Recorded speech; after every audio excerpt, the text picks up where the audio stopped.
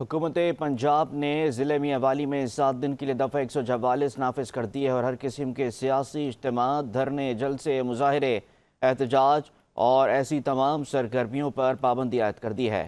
محکمہ داخلہ پنجاب کی جانب سے جاری نوٹیفیکیشن میں کہا گیا کہ پابندی کا اطلاق منگل 1 اکتوبر سے سوموار 7 اکتوبر تک کے لیے ہوگا۔ اسی طرح ضلع انتظامیہ کی سفارش پر میاں والی میں رینجرز کی تعیناتی کا فیصلہ کیا گیا ہے۔ میاں والی میں رینجرز کی 2 سے 3 کمپنیاں 1 سے 3 اکتوبر تک تعینات ہوں گی۔ نوٹیفیکیشن میں کہا گیا ہے کہ امن و امان کے قیام، انسانی جانوں اور املاک کے تحفظ کے لیے دفعہ 144 نافذ کی گئی ہے۔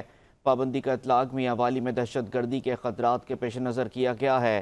مزید بتایا گیا ہے کہ سیکیورٹی خطرات کے پیش نظر کوئی بھی عوامی اجتماع دہشت گردوں کے لیے سافٹ ٹارگٹ ہو سکتا ہے۔ بانی پی ٹی آئی کے اعلان کے مطابق پی ٹی آئی کل میاں والی، فیصل آباد اور بہاولپور میں احتجاج کرے گی۔